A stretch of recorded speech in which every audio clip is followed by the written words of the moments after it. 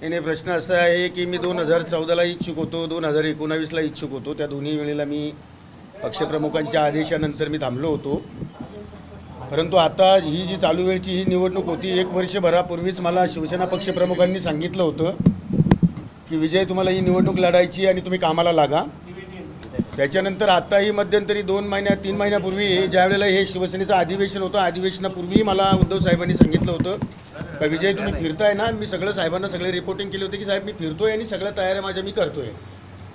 मग त्या निवडणुकीमध्ये साम दाम दंड भेद नीती या सगळ्या गोष्टी माणसाला अपेक्षित म्हणजे अवलंबाव्या लागतात. त्या सगळ्या गोष्टींची तयारी माझी पूर्ण झाली.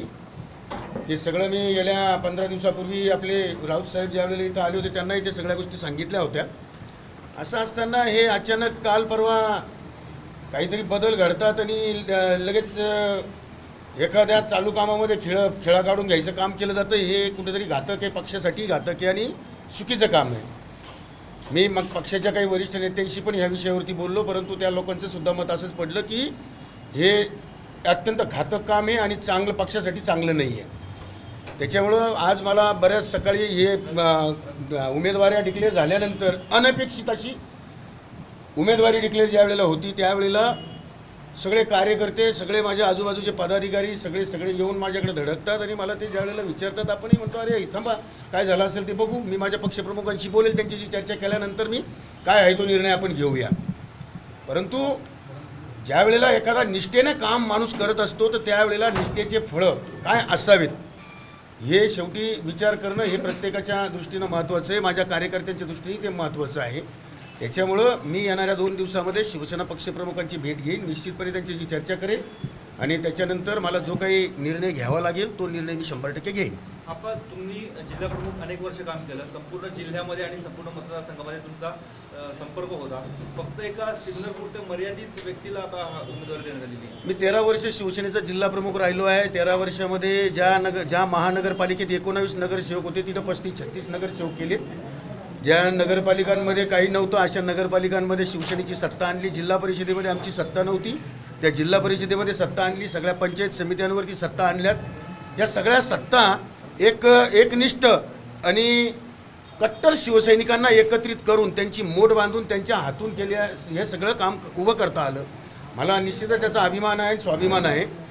परंतु एकनिष्ठता ही माणसाने वंदनीय हिंदुहृदय सम्राट शिवसेना प्रमुखांनी जी आम्हाला दिली.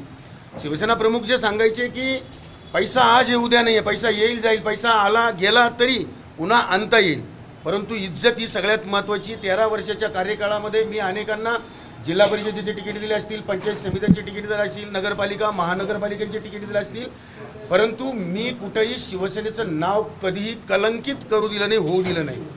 कुठेही कोणाचा चहा पिऊन मी कोणाला तिकीट दिलं नाही. परंतु ज्या वेळेला अशी कट्टर शिवसैनिकांची फळी एक बाजूला उभी राहते आणि त्यांच्या हातून ज्या वेळेला चांगलं काम होत असतं त्यावेळेला माझं फक्त एवढंच सांगणं राहील की शेवटी कट्टरता ही माणसामध्ये पाहिजे आणि कट्टरता ही पक्षामध्ये सुद्धा पाहिजे आणि कट्टरतेचा विचार हा पक्षामध्ये सुद्धा केला गेला पाहिजे. आक्षेप कोणावरती आपला आपण आता म्हटलं की अत्यंत नाही, मी आता माझा आक्षेप निर्णय घेतले जात आहेत. घातक निर्णय म्हणजे काय नेमकं आणि कोणावरती आक्षेप? बघा, घातक निर्णय म्हणजे असं आहे की ज्या वेळेला शिवसेनेतून फूट पडत होती, शिवसेनेतून शिंदे गट वेगळा निघाला आणि हे बाजूला झाले, त्यावेळेला अनेक लोक होते की जे लोक इकडून तिकडे उड्या मारणाऱ्याच्या प्रक्रियेमध्ये असताना सुद्धा ह्या सगळ्या लोकांना शाश्वती विजय करंजकरची होती की विजय करंजकर हा खमका आहे, हा कुठेही झुकणार नाही, कुठेही आपल्याला कोणाचाही विश्वासघात होऊ देणार नाही. पक्ष पातळीवरती हा माणूस सगळ्यांना न्याय देणारा माणूस आहे. आपल्याला चांगलं काम करावं लागेल, चांगलं काम करीत राहू आणि ते सगळेजण एक जीव एक संघ चांगलं काम करत राहिले. त्याच्याचमुळं आज हा पक्ष नाशिकमध्ये कुठे फुटला नाही, तुटला नाही आहे. नाही, फळ नाही म्हणणार मी अजून. ठीक आहे ना, अजून मला माझ्या पक्षप्रमुखांची 1 वेळा भेटेल, मी त्यांच्याशी चर्चा करील. खरं तर उमेदवारी जाहीर करणं हे पक्षप्रमुखांचं काम होतं. संजय राऊतांनी ट्विट करून उमेदवारी जाहीर केली. नाही, तिथपर्यंत मला काही माहीत नाही. फक्त माझं एवढंच म्हणणं राहील की मी लढणार आहे, मी नडणार आहे, मी लढणार आहे, मी नडणार आहे. त्याच्यामुळं मला या सगळ्या गोष्टी ज्ञात आहे. कोण काय त्याच्यावरती मला काही जास्त भाषा. पर्याय काय म्हणजे पक्षाकडनं की अपक्ष कसं लढणार? हम ठोक ठेलता है जब नर पर्वत के जाते पाँव उखड़, मानव जब जोर लगाता है पत्थर पानी बन जाता है। गुण बड़े एक से एक प्रकार है छिपे मानव के भीतर, मेहंदी में जैसे लाली हो मरती का बीच उजियाली हो। बत्ती जो नहीं जलाता है रोशनी नहीं हो पाता है, बत्ती जाळू ना आपण, तुम्ही काय काळजी करता? पण मुद्दा असा आहे की वारंवार ज्या वेळेला संजय राऊत नाशिकमध्ये येत होते त्यावेळेला ते नेहमी तुमच्या नावाचा उल्लेख करायचे।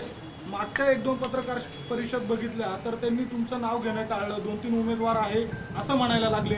मग त्यांनीच तुमचा पत्ता कापलाय की दुसरं कोणी कापलाय, जे तुमच्या सोबत असायचे त्यांनी कापलाय? नाही, असं काही मी म्हणणार नाही। आजच मला काही कोणावरती असे आरोप करायचे नाही, आक्षेप घ्यायचे नाही आहे। माझं फक्त एवढंच म्हणणं असं आहे की बघा, या संपूर्ण जिल्ह्यामध्ये जेव्हा ज्या टी व्हींनी किंवा कुठल्या चॅनलनी कुठल्या माध्यमातून सर्वे झाले, त्या सर्वेमध्ये प्रत्येक ठिकाणी विजय करंजकर हा 1 नंबरला आहे। मी आजही छाती ठोकपणे सांगेल, मी माझा स्वतःचा सर्वे केलेला आहे आणि त्या सर्वेमध्ये जो आता इथं जिथं आपण बसलो आहेत, इथं माझं ऑफिस आहे, इथं ह्या कार्यालयामध्ये 30 लोक बसलेले आहेत आणि 30 लोक हे सगळं माझं ह्याचं काम बघतायत, मी वॉर रूमचं काम बघतायत।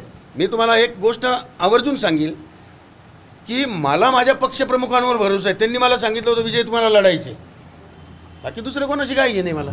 पण आमची कालची पोस्ट होती आपल्या फेसबुकला की मला पक्षप्रमुखांना सांगितलंय, मग रात्रीत असं काय घडलं की तुमचं नाव गेलं आणि राजाभाऊ वाजेंचं नाव समोर आलं? नाही, त्याच्यासाठी मी पक्षप्रमुखांना भेटणार आहे ना, मी सांगितलं ना तुम्हाला। आपण तुम्ही शिवसेनेच्या कुठल्या नेत्यांसोबत संपर्क केलेला आहे का, त्यावर प्रतिक्रिया काय होती? नाही, अनेक नेत्यांशी मी बोललो, परंतु अनेक नेत्यांचं म्हणणं हेच पडलं की जर कट्टरतेला आणि एकनिष्ठतेला जर न्याय मिळत नसेल तर मग हे घातक आहे। हे मला आमच्या नेत्यांचं हे वाक्य आहे। आता मी ते काय करायचं की ते मी आज नाही बोलणार ते, परंतु अनेक नेत्यांनी मला हे सांगितलं की हे पक्षासाठी घातक आहे। पण ज्यांची उमेदवारी जाहीर झाली ते राजाभाऊ वाजे देखील म्हणाले की हे निष्ठेचं फळ आहे, मी देखील त्यांच्यासोबत राहिलो। मग आता इतके सारे निष्ठेचे असलेले लोकांना उमेदवारी द्यायची तर एकालाच द्यावं लागेल ना? नाही, आता कोणाच्या काय निष्ठा आहे, कोणाचं काय हे बोलण्यात तर काय अर्थ आहे का? कोण निष्ठावंत, कोण कनिष्ठ, कोण धर्मिष्ठ, कोण काय भर्मिष्ठ, हे काळ ठरवल। आपल्याला काय वाटतं म्हणजे तिकीट नाकारलंय आपल्याला काय कारण वाटतं? विचार केला, काही तर्क लावला असेल ना की नेमकं का घडलं, असा का बरं कापण्यात आलं? नाही, तर्कबिर्क म्हणता येणार नाही, हे कुतर्क आहे।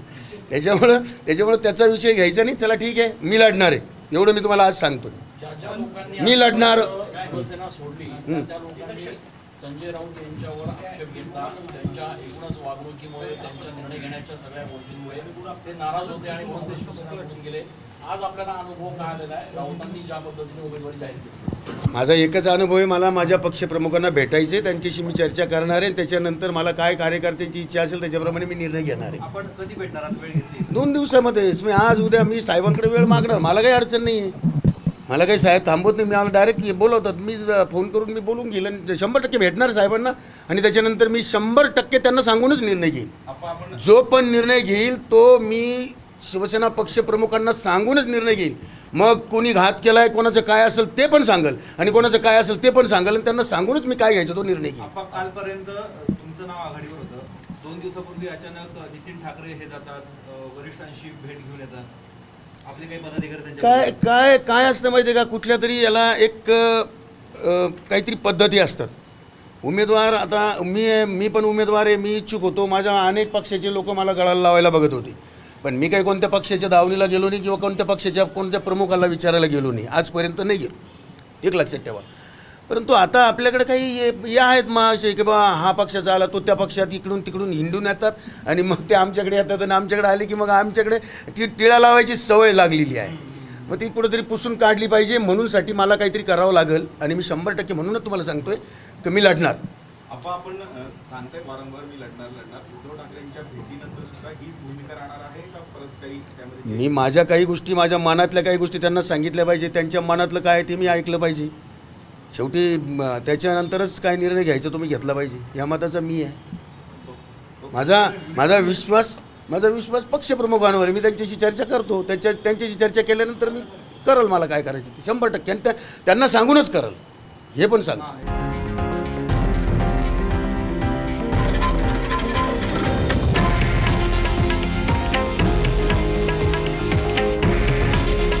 हे आहे देशातील नंबर 1 न्यूज नेटवर्क आणि आपण पाहत आहात TV9 मराठी। काळजी तुमची, हित महाराष्ट्राचं.